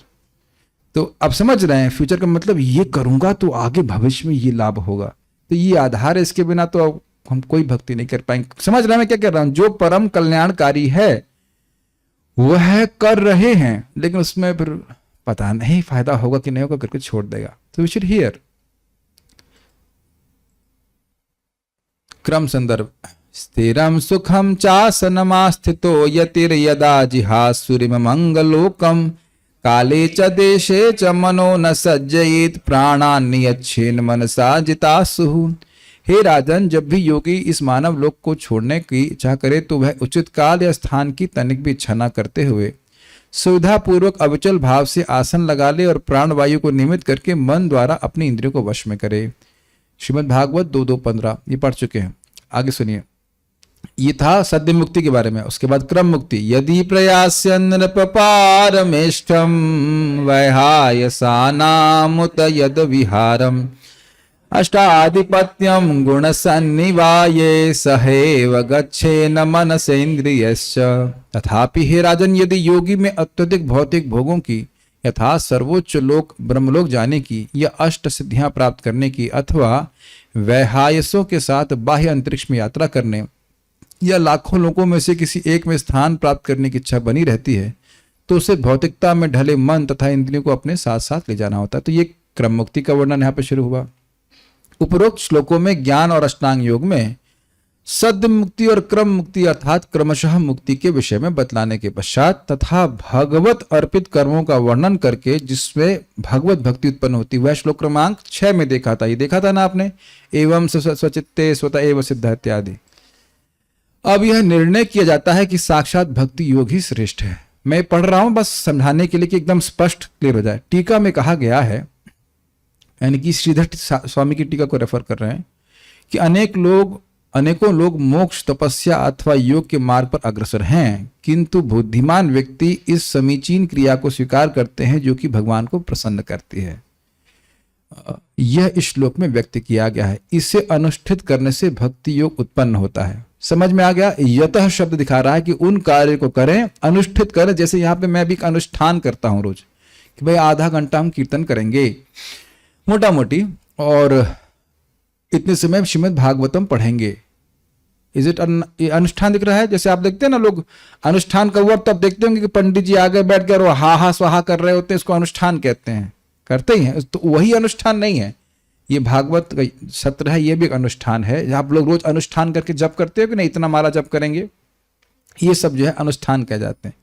तो इन अनुष्ठान को करने से ये भक्ति योग है और इससे भगवान में भक्ति उत्पन्न होती है। भक्त्या संजातया भक्त्या, भक्ति के द्वारा ही भक्ति उत्पन्न होती है। Is it all okay? ठीक है। कोई अन्य मार्ग शिव अर्थात निर्विघ्न तथा सुख स्वरूप नहीं है। अच्छा, एक और बात हम निर्विघ्न में भूल गए। निर्विघ्न का अर्थ बड़ा सुंदर है। देखिए, ये कृषिवत नहीं है। कृषिवत नहीं का मतलब क्या है भाई? देखिए, अब आप गेहूं उगा रहे हैं, बड़ी अच्छी बात है, सात्विक काम है, बड़ा गेहूं उगा रही है, बूझ बो दिया, ये बो दिया, और अंत में बारिश, ओले पड़ गए तो हो गया ना समाप्त। पूरा पूरा तैयार, जब तक गेहूं कट नहीं जाएगा तब तक आप नहीं मान सकते कि विघ्न नहीं आए। विघ्न का अंदेशा रहता है। तो ये भक्ति कृषिवत नहीं है, समझ रहा है? ये नहीं कि नहीं सब बढ़िया चल रहा है, बढ़िया चल रहा, एंड में आकर के कोई व्यक्ति गड़बड़ कर दे, ऐसा नहीं है। आप जानते, नेहा भी क्रमनाशस्ति प्रत्यवायु न विद्यते स्वल्पमस्य अपि धर्मस्य त्रायते महतो भयात। भगवद गीता 2 अध्याय 40वां श्लोक। जितना भक्ति कर रहे हैं वो हमेशा के लिए सिक्योर है। भाई यहाँ पे एक उदाहरण समझ लीजिए, खूब पढ़ाई किए, ये हुआ हमारे एक मित्र का भाई खूब IIT की तैयारी किया, एग्जाम के एक दिन पहले बुखार हो गया, नहीं हो पाए क्वालिफाई। अब विघ्न आ गया कि नहीं? फिर अगले साल फिर तैयारी किया, फिर उसका सिलेक्शन हुआ। ऐसा होता है कि नहीं? खूब तैयारी किया, एंड में गड़बड़ हो गया। खूब सेटिंग हो गई है कि शादी हो गई, लड़का अच्छा है, सब गुड़ मिला दिए, सब कुछ हो गया, और शादी वाले दिन झगड़ा हो गया, शादी कैंसिल। ऐसा आप लोग आपको ये सब बातें कैसे पता है? मतलब सुनने में आ जाता है इस प्रकार से। हमने तो एक बार देखा है कि भक्त था, मेरा भक्त की बात मांगने के लिए, जिस दिन शादी थी उस दिन का प्लान चेंज हो गया, जिस दिन शादी थी उस दिन प्लान चेंज हो गया, भाग रहे हैं इधर से उधर, भाग रहे हैं यहाँ जा रहे, कहते नहीं करूंगा। अरे भाई ये क्या, मान लो मजाक कर रहा हूं, मान लो आपके भगवत धाम जाने का समय आ गया, वैकुंठ से विमान आ गया, भगवान कह अरे नहीं अब मैं इसको स्वीकार नहीं कर सकता, एक और जीव आ गया, कैसे पालन करूंगा? ऐसा कुछ भी नहीं है। हरे कृष्णा कृष्णा कृष्णा हरे हरे, हरे राम राम राम हरे। ये करने से सारे विघ्न नष्ट होने वाले हैं। ये दिमाग में हमें घुसाना हो चाहिए बात। माया इसको नहीं हरा सकती है, इसको करने में विघ्न उत्पन्न करेगी, लेकिन माया कभी आपको ऐसा नहीं बोलती कि तुम जप नहीं कर सकते। अगर आप ऐसा बोल देंगे तो सब क्षत्रिय ब्रीड है, हम जानते हैं। क्यों नहीं कर सकता? तेरे बाप का नौकर हूं। हाँ वैसे तो हूं, कृष्ण के पिताजी, लेकिन बट क्या मैं क्यों नहीं करूंगा? अगर अब मैं आपको बोल दूं अभी कि तुम जप नहीं करने दूंगा, तो देखो आप मुझसे लड़ जाओगे, है कि नहीं? और फिर मैं कहूं, मैं माया बन जाता हूं, प्रेम कृष्ण प्रभु तुम तो बहुत अच्छे डिवोटी हो, माला तो तुम कर ही लोगे, है कि नहीं? है कि नहीं? ये थोड़ा काम कर लीजिए। ये इसके बारे में क्या, ये गाजर का जूस तुमको बहुत अच्छा लगता है ना, गाजर, हाँ व्हाट, हाँ ये तो मुझे बहुत अच्छा लगता था, ये इस्कॉन वाले सब बंद करवा दिए, है कि नहीं? Do you agree? माया मित्र की तरह प्रीचिंग करती है। अब हमें सीखना चाहिए उन्हें कैसे प्रीचिंग करना चाहिए। कभी माया बोल दे कि तुमको और वो खराब चीज बोलने वाला था, क्या होता है वो, कौन सा होता है कुकुर मुत्ते, क्या बोलते हैं? हाँ मशरूम, तुमको मशरूम खाना ही पड़ेगा, तुम खाओगे क्यों नहीं? हम नहीं खाएंगे, हम प्योर डिवोटी हैं, हम शुद्ध भक्त हैं, हम नहीं खाएंगे, है कि नहीं? और मान लो कोई बोल दे कि नहीं भाई उसके बारे में क्या सोचना है, we are susceptible to suggestions not operations. माया वैसे प्रचारित करती है, लेकिन अगर नाम उच्चारण कर रहा है, कथा सुन रहा है, वो उसको माया उसको नहीं कुछ कर पाएगी। आपको याद ही है भगवान श्री कृष्ण सूर्य के समान है, माया अंधकार के समान है। सूर्य के सामने अंधकार की सत्ता नहीं रह सकती है। We can not say I am in maya, we can say I am in maya, but the reason is because I don't want to be in sun. माया सूर्य से, अंधकार सूर्य से अधिक शक्तिशाली नहीं है, कभी नहीं है। अरे सूर्य छोड़ दीजिए, बल्ब से अधिक शक्तिशाली नहीं है। Make sense to you? तो मैं खाली विघ्न की बात कर रहा हूं, विघ्न हमने स्वयं सृष्टि करके रखी हुई। भक्ति में कोई विघ्न नहीं है। जाप करना, भागवत में बैठने में प्रभा जी कहते हैं क्या दिक्कत है? अरे नहीं समझ में आ रहा है, बैठने मात्र से प्रगति हो रही है, अब भी दिक्कत है। क्योंकि समझिए, श्रवण मतलब भगवान का यश का कान से टच करना, दिमाग से नहीं। ये सब डेफिनेशन है स्पष्ट, कान से टच करना। कान से तो सभी का टच कर रहा है ना। समझ में आ रहा हो या नहीं आ रहा हो नहीं बात है। मेरी आवाज आपको सुनाई पड़ रही ना अंत तक, लास्ट तक बुद्धि में प्रवेश कर रही है नहीं, लेकिन कान तो सुनाई तो पड़ रहा है। तो अब इससे आसान और क्या है बताइए कि बैठ गए जाके क्लास में। मुझको भी यहां पे महसूस होता है कि हम इवन चेहरे से मालूम चल जाता है कि भाई किसी व्यक्ति को कुछ भी समझ में नहीं आ रहा, कुछ लेकिन बैठे तो है ना। ये भी बात है ना। और उसकी गलती नहीं, भगवान को समझने अभी नहीं दे पा रहे हैं, मतलब उसकी निम्न थोड़ी चेतना है जो भी समझावट है, लेकिन धीरे धीरे करके सुनते सुनते समझ में आता है। भगवान प्रसन्न तो हो रहे हैं कि बैठा है व्यक्ति सुन रहा है। I am not the body, Swami ji is not the body but we are the body. ये अंडरस्टैंडिंग, ये देहात बुद्धि, तो देहात में ही ऐसी ज्ञान होता है बताइए। अब ये तो नहीं कहा जा रहा है, तो इसके लिए कोई बात नहीं, बैठा बस सुन रहा है, ये अच्छी बात। Is it okay? खाली बोला जा रहा है कि कोई विघ्न नहीं है, कोई विघ्न नहीं, इसकी व्याख्या की जा रही है। या तो अरे इससे पहले आगे ये बताइए कि भाई आप जो कर्म कर रहे हैं बड़े विश्वास के संग कि इससे हमको बहुत सुख मिलेगा, कभी मिला है ये बताइए? हमको धन मिल जाएगा तो सुख मिल जाएगा, बल्कि अब धन तो आप चलिए जो आवश्यकता लीजिए, लेकिन ये बताइए उससे सभी सुख मिला क्या? ये कहने का आशय। और आपने प्रैक्टिकल अनुभव किया है कैसे गीता भागवत श्रवण करने से, जाप करने से मन में एक पवित्रता आती, मन में सुख आता है। तो अब प्रत्यक्ष अनुभव होने के बाद भी व्यक्ति अलग तरह से अपने इन्वेस्टमेंट करे, वो अपने पे विचार कर लीजिए। ये विवेक जागृत कराने का प्रयास करो, प्रैक्टिकल देखो ना। पैसा का प्रयास और पैसे की प्रत्यक्ष अनुभूति भी हमको सुख नहीं दे रहा है, और भक्ति योग का प्रयास और भक्ति योग की अप्रत्यक्ष अनुभूति हमको सुख देने वाली। ये प्रैक्टिकल आप देख रहे हैं, क्योंकि हम पैसे के लिए नहीं कर रहे इस कार्य को। Is that okay? तो अपने को बचा के रखिए, अपने शक्तियों को बचा के रखिए भक्ति करने के लिए। Make sense to you? यतो द्वारा भगवान को तुष्ट करने वाले कर्मों को कहा गया है, जिससे भगवान संतुष्ट होते हैं, वो सबसे कल्याणकारी कार्य है। यतो अर्थात भक्ति की इन क्रियाओं द्वारा भक्ति योग अर्थात प्रेम की उत्पत्ति होती है, क्योंकि यह कहा गया है कि सवै पुंसाम परो धर्मः, यही सर्वोच्च धर्म है जो भगवान को प्रसन्न करता है। ये क्या बात आ गई कहां से? ये प्रथम स्कंद के दूसरे अध्याय का 6वां श्लोक है। बड़ा प्रसिद्ध श्लोक है कि प्रश्न किया गया कि आप वह शास्त्रों का सार बताइए जिससे जीव सुखी हो जाए। तो सीधे बोल दिया सवै पुंसाम परो धर्मः यतो भक्तिर अधोक्षजे। यतो की व्याख्या, यतो इसीलिए समझा रहे, यतो भक्तिर अधोक्षजे अहेतु की अप्रतिहता ये नात्मा सुप्रसिद्धि। सवई निश्चित ही सवई, पुंसाम मतलब सभी इंसानों के लिए, इसमें वर्णाश्रम का भेद नहीं है। उन लोगों के लिए निश्चित वही पर धर्म, दिव्य धर्म, उत्कृष्ट धर्म है। क्या? यतो जिससे भक्ति अधोक्षजे, भक्ति उत्पन्न हो जाए। किसमें? अधोक्षज में। और अधोक्षज अज रिजर्व अर्थ है किसके लिए? भगवान श्री कृष्ण के लिए। जीव गोस्वामी वहां पर टीका में बताते हैं। तो वह भक्ति हो जाए, तो भाई उससे क्या हो जाएगा? कहते हैं वो भक्ति कैसी होनी चाहिए? तो कहते हैं अहेतु की अप्रतिहता, उसका कोई भौतिक हेतु नहीं होना चाहिए। मोक्ष फलाभिसंधि रहित, कुछ बहुत उस बदले में कुछ चाहिए वो नहीं। और वो गए अहेतु की, और उसके बाद अप्रतिहता, और ऐसी अहेतु की भक्ति होती है तो उसको कोई रोक नहीं सकता, निर्विघ्न है वो। ये नात्मा सुप्रसिद्धि, इससे आत्मा, व्यक्ति की बुद्धि, उसी का मन और जीवात्मा बहुत सुखी हो जाएगा। तो ये श्लोक यहाँ पे जीव गोस्वामी जी क्यों कोट कर रहे हैं? यतः शब्द की व्याख्या करने के लिए कि ये बात प्रथम स्कंद में पहले ही बोल दी गई है। पहले प्रश्न का पहला सीधा साधा उत्तर कि यतः जिन कार्यों को करने से भगवान में प्रेम उत्पन्न हो रहा है, यही जीवों का परम श्रेय है। ये बात बोली जा रही है। ये करोड़ों बार सुनने की हमको जरूरत है कि अपने जीवन को अलाइन करें भगवान के बारे में सुनने के द्वारा। देखिए सुबह भी गीता क्लास होती है, हम थोड़ा प्रैक्टिकल बोल रहे हैं। हमारे बहुत से भक्त नहीं आते, आश्रम वाले कुछ नहीं कर रहे होते, नहीं आते, ऐसे कि मतलब अब जैसे गीता तो पी ही लिए हैं, अब बस केवल भागवत बची है ना। कुछ बहाना करके मैं, अरे भाई सेवा है या कुछ है तो मैं हूं ना इंचार्ज, मैं आपकी सेवा एडजस्ट कर दूंगा।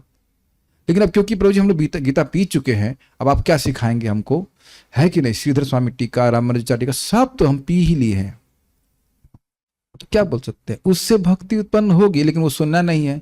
This shows our lack of vivek, है कि नहीं।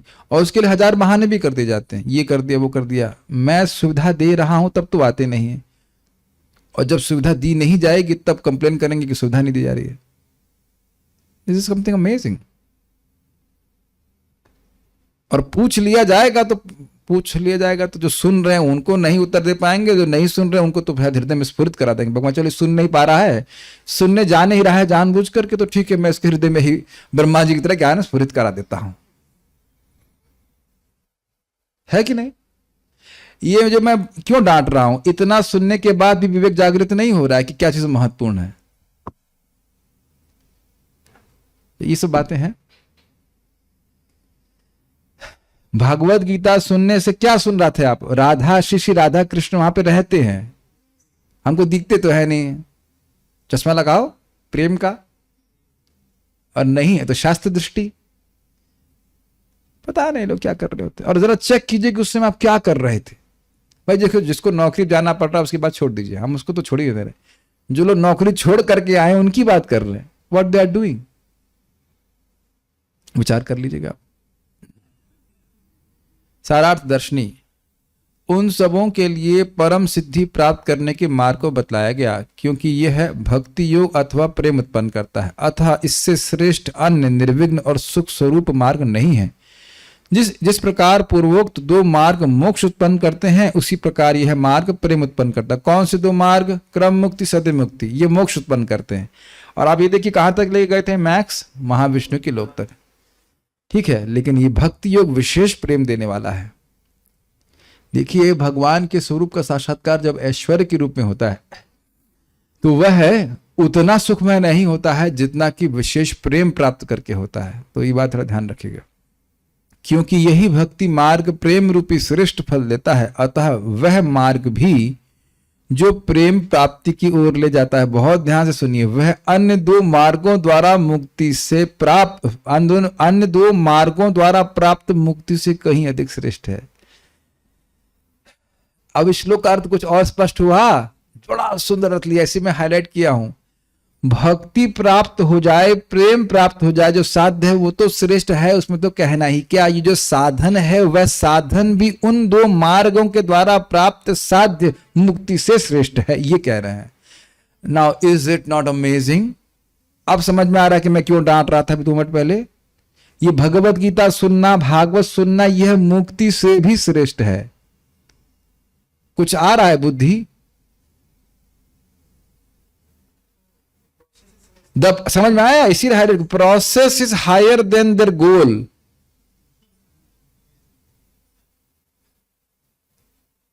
इसीलिए बोला, हम अपने मन से नहीं बोल रहे, सामने आपके टीका में लिखा है, अंग्रेजी चेक कर लीजिएगा, और बहुत हीरो बन रहा हो संस्कृत चेक कर लो। यही तो हम समझ नहीं पा रहे हैं अपने कि हम जाप कर रहे हैं, भगवत गीता भागवत पढ़ रहे हैं, उससे वो मुक्ति से श्रेष्ठ है, वो साधन मुक्ति से श्रेष्ठ है। इट्स अमेजिंग, नहीं? और आप जानते हैं कि भक्ति में साधन और साध्य में भेद नहीं होता है, खाली परिपक्वता का अंतर होता है, तारतम्यता की बात होती है। We have to someday we have to understand this. ये समझिए इस बात को, शास्त्र बोल रहा है कुछ नहीं कर, जिंदा है ना सब लोग, शरीर धारण हो पा रहा है ना, केवल शरीर धारण कर ले और भगवान के बारे में सुने तो वह भगवान की प्राप्ति कर लेगा, बाकी कुछ सेवा ना कर सके।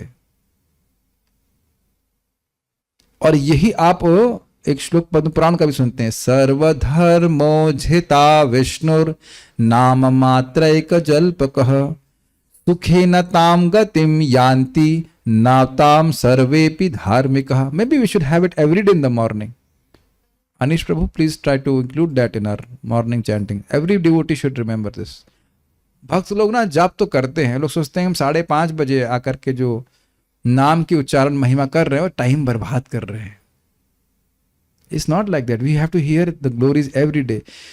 सर्वधर्मोज्झितः विष्णु, भगवान विष्णु के सारे धर्मों को छोड़कर विष्णु और नाम मात्र के जल्प, भगवान विष्णु का केवल नाम बोल रहा है तो सुखेन ताम गतिम यान्ति, सुख से, बड़े आराम से, या सुना ना, निर्विघ्न सुख स्वरूप, बिना किसी कठिनाई के जिस गति को भगवान के धाम को प्राप्त करता है, न ताम सर्वेपि धार्मिक, वह अन्य सारे धर्मों करने वाला नहीं प्राप्त कर पाएगा।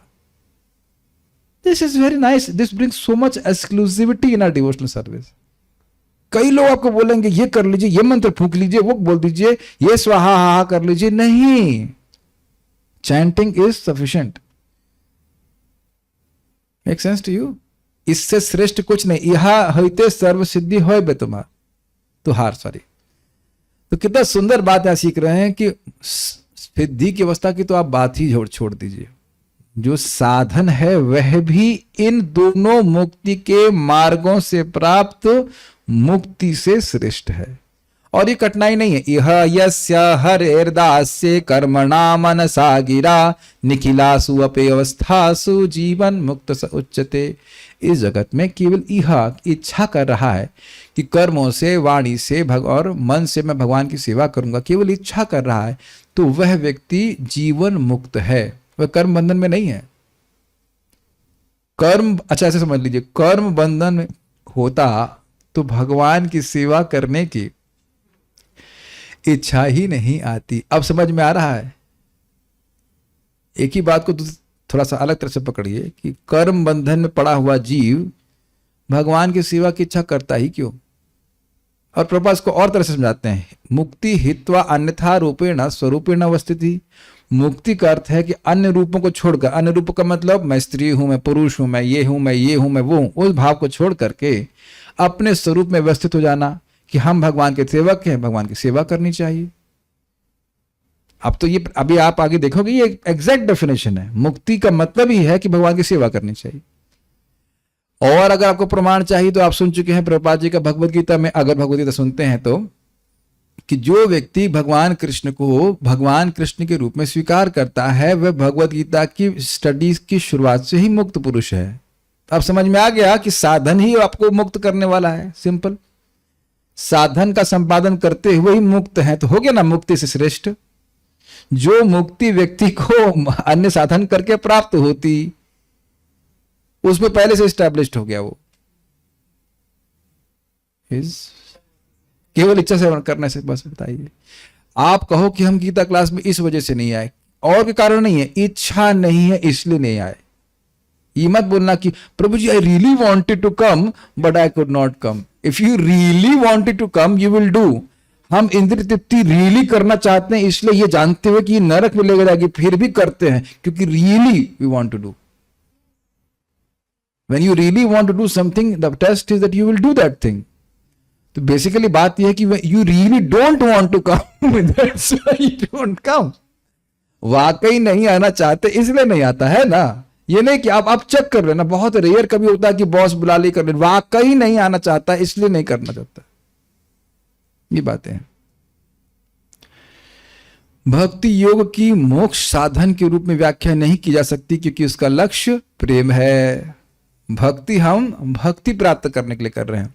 समझने का प्रयास कीजिए, दिल्ली से आप यहाँ पे आए हो कोई कार वार लेकर के, जिससे तो आपका प्रयोजन वृंदावन पहुंचना है। रास्ते में फरीदाबाद में रुकने का कोई प्लान नहीं है, फरीदाबाद पहले छूट गया। Is that okay? तो मुक्ति का डेस्टिनेशन स्टेशन तो पहले छूट जाता है। बहुत समझने का प्रयास कीजिए, ये मुक्ति एक्चुअली एक छलावा है जीव के लिए। विरुद्ध भागवत में बड़ा स्पष्ट वर्णन है। यहां जीव को सुख नहीं मिलने वाला है, सुख मिलेगा भगवान की प्रेममय सेवा में ही। तो वही साध्य के रूप में निर्णित किया गया। इसीलिए प्रथम स्कंद दूसरे अध्याय में 6वें श्लोक में बोल दिया गया था अभी कि यह तो भक्ति रसोश्रेष्ठ, भक्ति ही सर्वश्रेष्ठ साधन है जीव का। ये सब इल्यूजरी है। मोक्ष क्या है? वो तार मध्य मोक्ष वांछा कैटभ प्रधान, जहां होते कृष्ण भक्ति होय अंतर्ध्यान। अन्य सारी इच्छाओं में जो चीटिंग वाली इच्छा है, वो सबसे प्रधान चीटिंग इच्छा है मोक्ष की इच्छा। प्रभु जी मोक्ष मिलेगा, अरे धोखा करना चाहते हो, क्यों मोक्ष की इच्छा चीटिंग है? सायुज्य प्राप्ति, क्योंकि भगवान की सेवा करने का मौका ही नहीं मिलेगा। तो ये जीव के स्वरूप से उसको अलग ले जाना हुआ कि नहीं, ये सबसे बड़ा धोखा है जीव के संग, कि तुम उसको कन्विंस किया जाए कि तुम मतलब सायुज्य को प्राप्त करो, लीन हो जाओ इत्यादि इत्यादि। ये धोखेबाजी है, ताकि बहुत दिन तक वो सेवा ना कर पाए। तात्पर्य, जैसा कि अगले श्लोक से स्पष्ट हो जाएगा, भक्ति या प्रत्यक्ष भक्ति योग ही भव बंधन से उद्धार का एकमात्र पूर्ण एवं कल्याणप्रद साधन है। भव बंधन से उद्धार पाने के अनेक अप्रत्यक्ष उपाय हैं। अप्रत्यक्ष मतलब इनडायरेक्ट उपाय साधन हैं, लेकिन इनमें से कोई भी भक्ति योग के समान सरल तथा कल्याणप्रद नहीं है। ये हाँ, एक बात और थोड़ा समझिए, सरल है कि करने में कोई दिक्कत नहीं, और कल्याण उतना दे नहीं सकता कोई, ये कहने का अर्थ है। समझ में आया? हरे कृष्णा बोलिए, पूरा बोल दीजिए एक बार। हरे कृष्णा कृष्णा कृष्णा हरे हरे, हरे राम राम राम हरे। बड़ा कठिन कार्य हुआ बोलने में। तो इसके ऊपर प्रकाश डालेंगे कि कृष्ण के नाम एक बार बोलने से क्या लाभ है। सबसे बड़े पंडित हमारी विरोधी पार्टी रामकृष्ण प्रभु बताएंगे इस पर कि एक बार कृष्ण का नाम बोलने से कितने यज्ञ करने का लाभ मिलता है। ये तो बता, कई बार बता चुका हूं क्लास में। हाँ बताइए। अनंत लाभ है इसका, अनंत लाभ है। ठीक है कि नहीं? और कृष्णलाल माता जी दूसरी विरोधी पार्टी बताएंगी कि इसको करने में क्या कठिनाई है। हाँ, कई बार बताया कि जाप करने में क्या कठिनाई होती, बोलने में कोई कठिनाई नहीं, कोई कठिनाई नहीं है। फिर भी क्या बोलते, वक्तुम समर्थोपि न वक्त कश्चिद अहो जनानाम व्यसनाभिमुखम। समझ रहे ना? कठिनाई कुछ नहीं, खर्चा कितना। देखो एक मिनट अपने जेब में देखना कितने पैसे रखे हैं। एक बार फिर हरे कृष्ण मंत्र बोलिए एक बार। हरे कृष्णा कृष्णा कृष्णा हरे हरे, हरे राम राम राम हरे। चेक कीजिए कुछ पैसे कम हुए। प्रभु जी खाली जेब में आई थी, खाली रही। ठीक है कि नहीं? तो आप देख रहे कि पैसा भी खर्च नहीं हुआ। प्रभु जी माला नहीं है, माला स्पॉन्सर कर देंगे भाई, 20 रुपए की माला। लेकिन यह भी तो अपेक्षा नहीं की जा रहा कि माला पे पकड़ के ही आप जब करेंगे तब लाभ मिलेगा। अनंत लाभ तो ऐसे घूमते फिरते बाथरूम में भी आप जब करने तो भी लाभ मिलेगा। और अब भी ना करे तो, और अब मैं कहूं कि चलो हम लोग यज्ञ करेंगे तो पहली चीज तो कि वेदी लाओ, गोबर लाओ, ये लाओ, वो लाओ, ईंटा लाओ, पुरोहित लाओ, हा हा स्वाहा, धुआं करो, ये सब कुछ करो। अब उससे कितना लाभ होगा वो संदेह होगा, हो सकता है आपकी कुछ गड़बड़ हो जाए।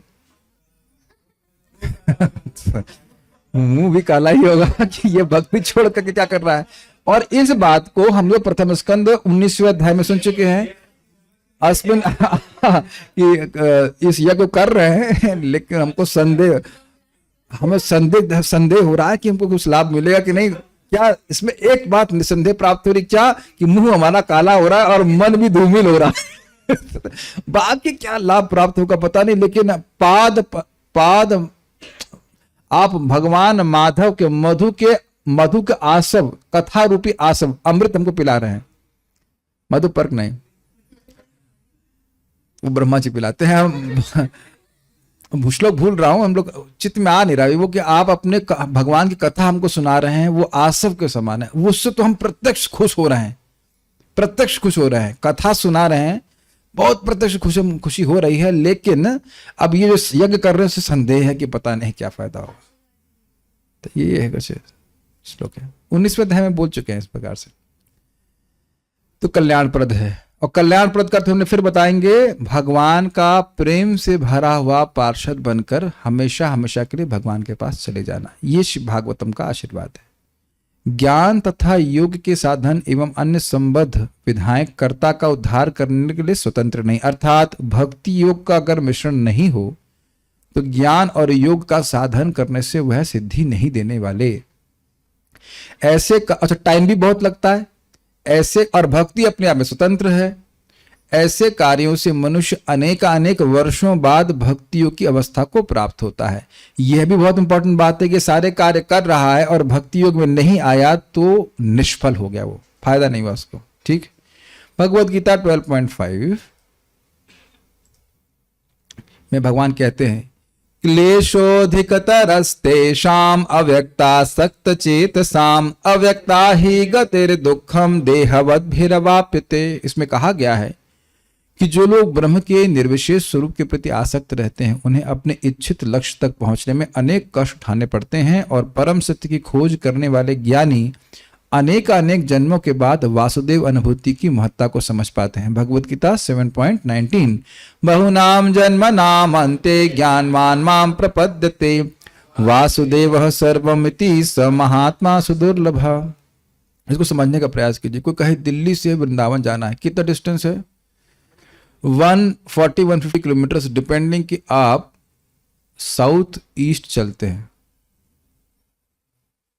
अगर आप नॉर्थ वेस्ट चल दिए तब, या वेस्ट में चल दिए, यहाँ से अफगानिस्तान है, और उसके बाद वहाँ के खजूर खाने के बाद जो भी उधर घूम करके पूरा, और अब तैर गए, हाँ अब अमेरिका चल रहे, तैर के पहुंचे अमेरिका, उसके बाद फिर क्रॉस किया, फिर जापान, है ना, ऐसे घूम करके आए, उसके बाद वृंदावन। तो भारत पृथ्वी का वो डायमीटर कितना है? 6400 किलोमीटर माइनस 150 किलोमीटर कितना होगा? 6000 कितना हो गया? 150 माइनस कर दो 400 में से 250। तो जो भी हो, तो अब बता दीजिएगा। तो वो इतना डिस्टेंस है, 20,000 किलोमीटर मान लो, 20,000 किलोमीटर है। हमको नहीं पता कितना। कोई भक्त यहाँ पे रिसर्च करने वाला है? Any ideas? नहीं पता।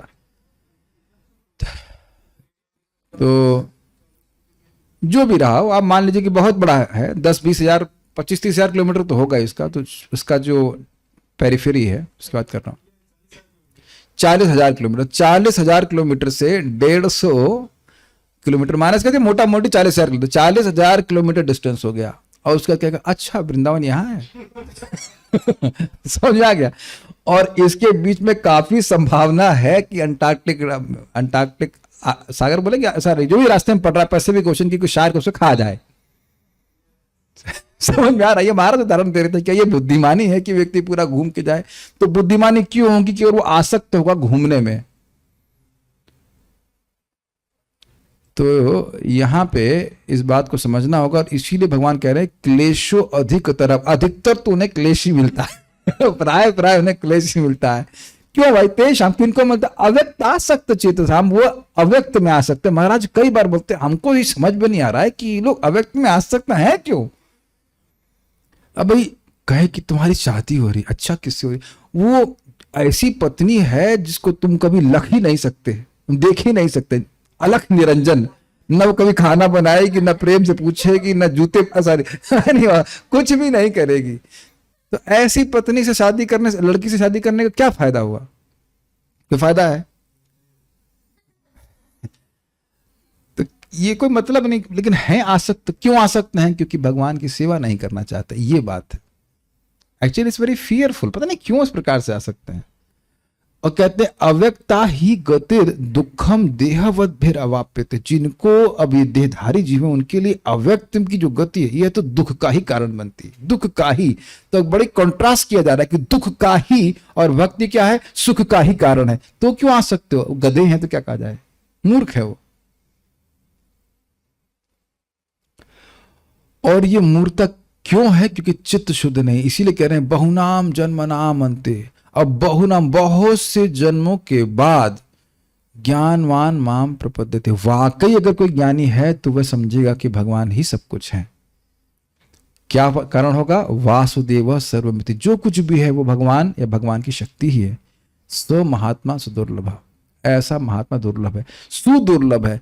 अब बड़ा सुंदर प्रभुपाद बोलते हैं कि देखो, या तो तुम जन्म जन्मांतर ज्ञान का अनुशीलन करके समझो, या गुरु जी से सुन लो। भगवान प्रभुपाद जी बोल रहे हैं कि कृष्ण भगवान है, गुरु महाराज बोल रहे हैं, शास्त्र बोल रहे हैं, सुन लो तो तुम भी वैसे महात्मा बन जाओगे। एक बात सुनाई पड़ी आपको कि वह जिन पथों को लेकर चल रहा है उससे जो कुछ भी प्राप्त करेगा वो व्यक्ति को पहले से ही प्राप्त है। भक्ति में, भक्ति में शुरुआत ही होती इस बात से कि कृष्ण भगवान है। Is it not? तो आप देखिए कि मार्ग भी उनके वटेवर जो प्राप्त मुक्ति से श्रेष्ठ है। जहां तक योग पद्धति का संबंध है, यानी ज्ञान को उड़ा दिया, वो फायदा नहीं। भगवत गीता में लिखा हुआ है योगी नाम अपि सर्वेशाम मदगतेनांतरात्मना श्रद्धावान भजते यो माम समय युक्त तमो मतः। छठे अध्याय में अष्टांग योग का वर्णन करने के बाद भगवान निर्णय यह दे रहे हैं कि जो व्यक्ति सदा ही अपने हृदय में भगवान का स्मरण करता है, प्रेम से उनकी सेवा करता है, वही सर्वश्रेष्ठ योगी है। तो सारी अष्टांग योग को तिरस्कृत करके भगवान ने स्थापित भक्ति योग ही किया है। और उसके तुरंत बाद, यद्यपि अर्जुन कोई प्रश्न नहीं कर रहे हैं, ये छठे अध्याय का आखिरी श्लोक है और सातवें अध्याय में तुरंत भगवान बोलना शुरू करते हैं उत्साहित होकर के भक्ति योग के बारे में। मय्यासक्त मना पार्थ योगम युंजम मदाश्रय असंशयम समग्रम माम यथा ज्ञास्यसि तच्छृणु। तो क्या है? मय्यासक्त मना पार्थ, मुझ में आसक्त हो पार्थ। मय्यासक्त मना पार्थ योगम युंजम मदाश्रय, योग में युंजित होकर के मेरा आश्रय लो, या मद आश्रय का अर्थ जो मेरे भक्त हैं उनका आश्रय लो। उसके बाद कहें असंशयम समग्र माम, असंशय रूप से, निसंशय रूप से और समग्र पूर्ण रूप से समग्र माम यथा ज्ञासितुम, जिस प्रकार से मुझको जान पाओगे वो सुनो। सुनने के लिए बोल रहे हैं, अष्टांग योग करने के लिए नहीं बोल रहे हैं। आप मेरी बात समझ पा रहे हैं? छठे अध्याय के आखिरी में ये बोल दे कि सारे योगियों में सर्वश्रेष्ठ है वह जो श्रद्धा पूर्वक मेरा स्मरण करता है। और उसके बाद अर्जुन का कोई प्रश्न नहीं है और खुद ही भगवान उत्साहित होकर के भक्ति के बारे में बताना शुरू कर दिए। This is very nicely explained in Gita Bhushan. कोई बीच में अर्जुन प्रश्न नहीं किए, छठे और सातवें के बीच में तुरंत भगवान बोलना शुरू कर दिए। He is very eager to speak about bhakti. आसक्त मना का अर्थ क्या हुआ? भगवान में भक्ति है ना। Make sense?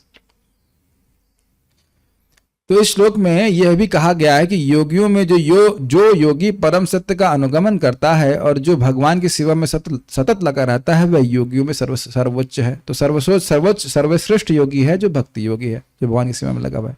भगवत गीता 18.66 में भगवान बोल रहे हैं सर्वधर्मान परित्यज्य मामेकं शरणं व्रज अहम त्वाम सर्व पापेभ्यो मोक्षयिष्यामि मा शुचः।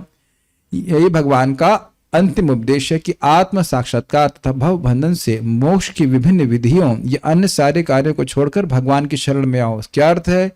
भक्ति योग के अनुकूल वस्तुओं को स्वीकार करे, भक्ति योग की प्रतिकूल वस्तुओं को अस्वीकार करे। समझ में आ गया?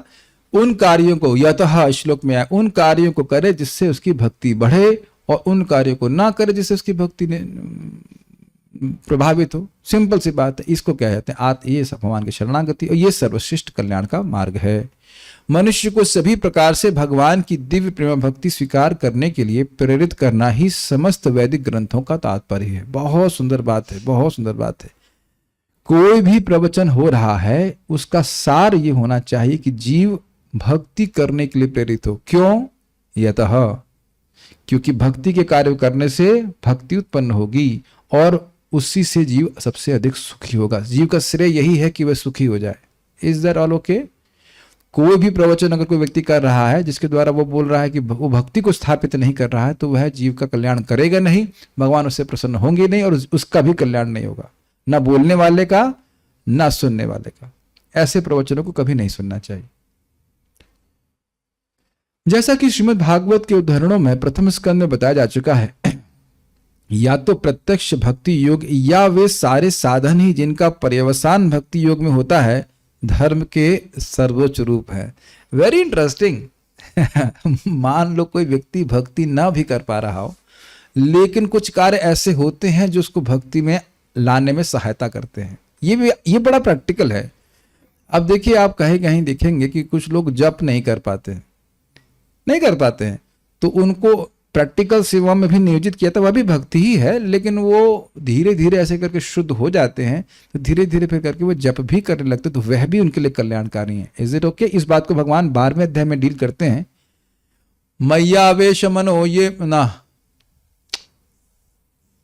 नहीं, 12वें अध्याय में बताते हैं इसी बात को। 12 पॉइंट से 5 काफी लेवल्स बताते हैं। उसमें बोलते हैं कि मुझ में अपने मन को आविष्ट करो, मई बुद्धिम निवेशय निवस्यसि मय्येव अथ ऊर्ध्वम न संशय। क्या श्लोक है जरा देखिए। मय्येव मन आधस्व मयि बुद्धिम निवेशय निवस्यसि मय्येव अथ ऊर्ध्वम न संशय। अपने मन को मुझ में, अपनी बुद्धि को मुझ में समर्पित करो तो तुम मुझ में निवास करोगे, उस पर कोई संशय नहीं। और नहीं कर पाऊं तो मन और बुद्धि को भगवान में समर्पित करने का आचार्य लोगों ने बोला है, शास्त्र में विचार करना। इसमें सीधे सीधे मन और बुद्धि निवेशित हो रहा है कि नहीं? हाँ, यही कठिनाई है। बहुत बुद्धि लगानी पड़ सकती है, लेकिन स्पष्ट है, ये हाईएस्ट है। भगवान स्पष्ट बोल रहे हैं 12 पॉइंट देखिए 12.8 में कि मन और बुद्धि को भगवान में लगाया तो सीधे भगवान के पास रहोगे। अच्छा, नहीं कर सकता तो कह रहे हैं कि अथ चित्तम समाधातुम न शक्नोसि मयि स्थिराम अभ्यास योगेन ततो माम छाप्तुम धनंजय। अगर यह नहीं कर सकते, मन को स्थिरता से नहीं लगा सकते, तो अभ्यास करो, बारंबार अभ्यास करो मन और बुद्धि को मुझ में लगाने का। हम यह भी नहीं कर सकते तो कहेंगे, फिर उसके बाद कहते हैं कि मेरे लिए कर्म करो। अभ्यासेपि समर्थोसि मत कर्म परमो भव मदर्थमपि कर्माणि कुर्वन् सिद्धिम अवाप्स्यसि। अगर तुम इस प्रकार का अभ्यास भी नहीं कर सकते, श्रवण कीर्तन का अभ्यास नहीं कर सकते हो, तो मेरे लिए कर्म करो और इस प्रकार तुम आगे शुद्ध होकर के सिद्धि की प्राप्ति करोगे। समझ पा रहे हैं? उसके बाद कहते हैं यह भी नहीं कर सकते तो कर्म फल का त्याग करो, इत्यादि इत्यादि। लेकिन कहने का आशय यह है कि अगर भगवान के लिए कोई कर्म कर रहा है तो वह भी भक्ति है, और आगे जाकर के भक्ति को उत्पन्न करने वाला, तो वह भी अच्छा है। तो यह भी आपको प्रचार में भी आपको लोगों को हेल्प करनी होगी। मान लो वो जप नहीं कर पा रहे हैं, मान लो क्लास में भी नहीं आ पा रहे हैं, तो ठीक है, वो जो कर्मठ बहुत हैं, वो कार्य बहुत करने में उत्सुक है, तो उन्हें भगवान की सेवा में लगा दीजिए, उस तरह से लगा दीजिए। समझ पा रहे हैं? हाँ भाई, ऐसा करिए। अब आप ये जो प्रसाद डिस्ट्रीब्यूशन हो रहा है, इसमें आप खिचड़ी बांट दीजिए, करिए। यह भी है, लेकिन आप इसको भागवत से इक्वेट नहीं कर सकते। लेकिन वहां जाके धीरे धीरे करके जब सुकृति उसकी जमा होगी तो वो उसको रुचि आने लग जाएगी। ये मैं प्रैक्टिकली देख रहा हूं। एक भक्त यहाँ पे आते हैं, हमसे प्रेम भी करते, सब कुछ करते, लेकिन क्लास में नहीं आ पाते। तो मैं कोई नेगेटिव भावना नहीं रखता हूँ, ठीक है, अभी उनका can understand sit in the class करके ऐसे। एक भक्त तो बोले कि हम सब कुछ बैठ नहीं पाते हैं क्लास में, और दुकान पे 12 घंटे बैठ लेंगे, लेकिन क्लास में 1-1.5 घंटा भी नहीं बैठ पाते। ठीक है, तो जहां से भी है कुछ कनेक्शन में रहे। समझ पा रहे हैं? सीधे भक्ति योग करे तो ठीक है, और नहीं कर पा रहा तो ऐसी क्रियाएं जो उसको भक्ति और के पर्यवसित कल्मिनेट पुश करेंगे, ये बोल रहे हैं, वो भी अच्छा है। इसके अतिरिक्त अन्य सब कुछ कर्ता के समय का अपव्यय मात्र है। This is pretty straight forward. जो कुछ भी कर रहा है वो श्रम ही है। ये एक बहुत प्रैक्टिकल बात है ना कि भाई मान लीजिए गृहस्थी में है तो नौकरी कर रहे हैं, अब नौकरी वोकरी कर रहे हैं और भागवत ही सुनने का मौका नहीं मिल रहा है तो फिर क्या है बताइए, और जप ही करने को नहीं मिल रहा है तो क्या है। महाराज तो बहुत बोले इसके लिए झगड़ा करना चाहिए, ये हमारा समय है जप करने के लिए, हम जप करेंगे, हमारा अधिकार है कि हम जप करें। Make sense to you? Make that proper choice. ये नहीं कहते रहे कि हम नौकरी करते रहेंगे, नौकरी करते रहेंगे और फिर भजन का ही समय नहीं मिला, तो फिर क्यों समय वेस्ट करने के लिए नौकरी कर रहे हो? ऑलवेज वी शुड रिफ्लेक्ट कि हम जो कुछ भी कर रहे हैं, आज मृत्यु हो जाएगी तो इस नौकरी आदि से जो भी प्राप्त फल है वह तो यहीं छूट जाएंगे ना। ये बार बार मैं बोलता हूं क्योंकि हम लोग को बार बार देखने का सामर्थ्य होना चाहिए। जो भी धन कमाया है वो छूट जाएगा, जात में वही जाएगा जो दान दिया है। सुनाई पड़ा मैंने क्या कहा? दान जो दिया है वही जाएगा साथ में, और बाकी तो सब बच्चे भोगेंगे या जो कुछ करेंगे उसको, जो कुछ भी करेंगे, और आप कुछ नहीं कर सकेंगे जो करेंगे उसका। वो सुनाई पड़ रहा है? It is difficult to digest. जो दिया है दूसरों को वही साथ जाएगा, बाकी सब यहीं छूट जाएगा और उसका उपयोग जैसे वो चाहेंगे वैसे करेंगे। डू यू एग्री कि वैसे करेंगे? यस। और हम कुछ नहीं कर पाएंगे। श्रीला श्रीधर स्वामी तथा जीव गोस्वामी जैसे अन्य सारे आचार्य यह स्वीकार करते हैं कि भक्ति योग सरल, सहज, प्राकृत तथा चिंता मुक्त होने के साथ ही मानव मात्र के सुख का एकमात्र स्रोत है। Is it all okay? सब समझ गए? हम स्टॉप करेंगे। आप लोगों को कठिन लगता है कुछ भक्ति करना? कुछ भी नहीं है। अगर अन्य प्रोसेसेस से कंपेयर करें तो बहुत आसान है संपादित करने में भी। सोचिए कल से हम आपको प्राण वायु ऊपर उठाने के लिए बोल रहे थे, व्हाट, हम नीचे ही बैठने दीजिए। प्राण वायु कहीं उधर चली गई, लेफ्ट में चली गई, ये हो सकता है? पता है कुंडली जागृत करने बहुत झमेला है, तो उससे तो बहुत आसान है। Just here Srimad Bhagavatam and we go back to Krishna.